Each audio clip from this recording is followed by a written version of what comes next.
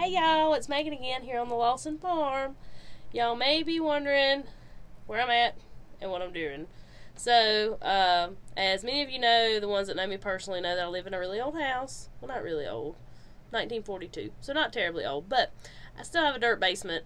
So that's where I'm at right now. But I wanted to show y'all what I found yesterday on Facebook. So I'm always trolling the Facebook marketplace looking for deals. You never know what you might run across. So yesterday I seen on there it was a picture of a bunch of jars, and it said they were canning jars, $20. So I contacted the man, kind of find out he was only like 15 minutes from me, and I went up there to look at these jars, and they're ball jars, curd jars, they're canning jars. I ended up having, I counted them after I got home, had 137 quarts. I had like 17 half gallons, 46 pints, and some jelly jars, y'all, for $20. So I was super excited about that. I was just gonna tell you, I mean, like, don't put down the Facebook marketplace because you never know what you might find. But I was gonna show y'all, like, jars. Here's some canned stuff too, but it's kind of dark down here. I apologize for that. So let's come over here. Jars. See all those jars? Potatoes with long vines. We need to do something about that. That's kind of dark. I'm not sure if y'all can even see that. More jars. A big tub full of jars. So needless to say, let's see if I can get this light better, y'all. It's kind of dark down here. But needless to say, I've been washing jars for 2 days. Oh, and here's some of my soap that's down here curing. I've got my fan running. That keeps the humidity down here. So I hope y'all can't hear that too bad. But yeah, I've got jars piled up everywhere. Jars on top of jars. But I've had a few good finds in this bunch of jars that I got. Some collector's items, I believe. I'm not real big or real knowledgeable about old-timey jars. You know, I know there's a lot of collectors out there, but I wanted to share them with y'all. So let's go upstairs. So we're back upstairs. So I'm excited to show y'all what else was in these jars. I was going through them and I was like, I've never heard of this. I've never seen a jar like this. And I got to looking on the internet, and I think some of them are collectors. We'll see. If you know anything about collecting mason jars or anything about what I'm about to show y'all, leave it in the comments. Let me know what you think I got. I'm not planning on getting rid of them, but it would be nice to know. So, the first one is this one here. It says Magic Mason, and then on the back it says Mason Jar.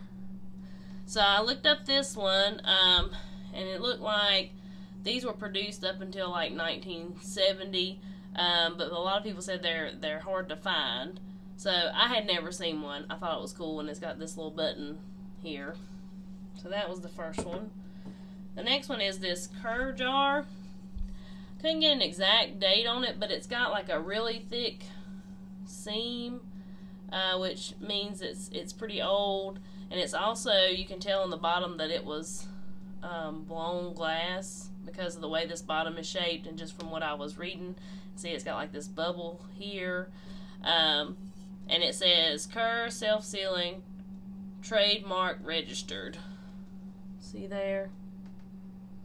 Thought that one was pretty cool. And you can just tell by feeling of it that it's pretty old, and the rim is not exactly smooth, so that also makes it older too. You know, if that rim is not real smooth. The next one is this half-gallon lamb mason. This is another one that I had never heard of. So I looked this one up, and I think it said it was like from the 1940s, I think is what the internet said, 40s or 50s. And it's one that is not made anymore, and I had never seen that before. And on the bottom it's got an L, and there's a, I think that's a 2 there in that little circle. It's real hard to see. But yeah, so thought that one was cool. The next one a Presto Jar. I had never seen one of these either. It says Presto Supreme Mason, and then on the back it says manufactured by Owens, Illinois Glass Company. See there? So this one was also, I think, a blown glass because of the way this feels, and then you can see this on the bottom. And then it's got these numbers here, and the internet, according to the internet, that's how you date them. So there is, this number here is the date, so that's an 8. So per the internet, Google is a wonderful thing. That means this jar was produced in 1938, and this number here, the 2, means it was produced, I can't remember that town. It said it was in West Virginia. Fairbanks, West Virginia, something like that. I'm not sure if that's even a place. It was Fair something, West Virginia. In 1938 is when this jar was produced. And you can tell by looking at the jar, when you're looking at it up close, that it was probably 2 pieces that were melted together. You can kind of see it there. That line, that squiggly line across there. But yeah, per the internet, this one's a pretty sought after jar. The next one, so this is a Hazel Atlas.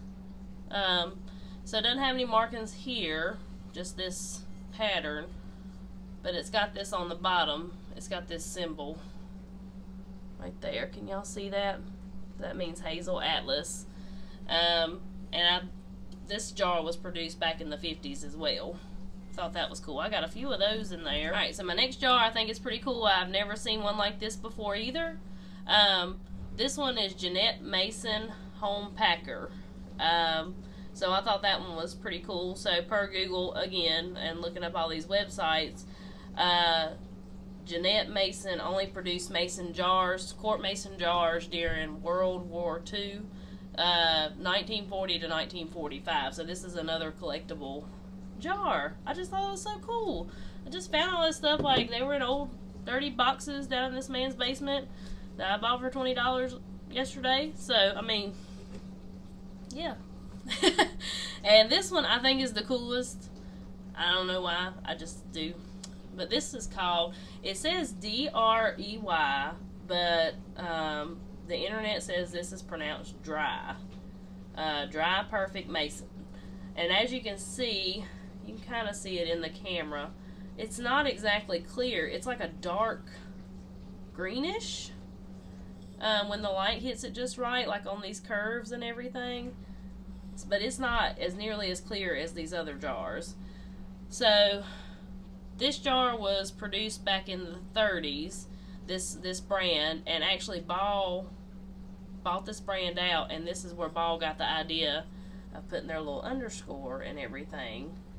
I thought that was really cool. But yeah, and it's got a heavy seam on it too. It's hard to see in the camera, but it's got a really heavy seam, and it's also got the, like it was hand blown here on the bottom. It's got this indentation.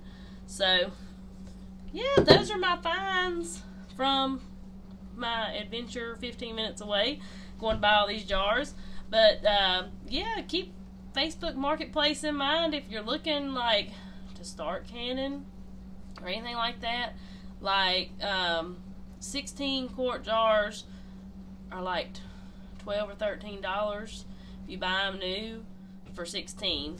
So that can add up quick, but if you can find you a good deal on Facebook now, some people want an arm and a leg, and it's not worth me anyway. It's not worth me driving there to get them. But you know, you never know what kind of deal you're going to run across. This guy was just selling everything he had because he's moving to the beach and he just needed to get rid of stuff.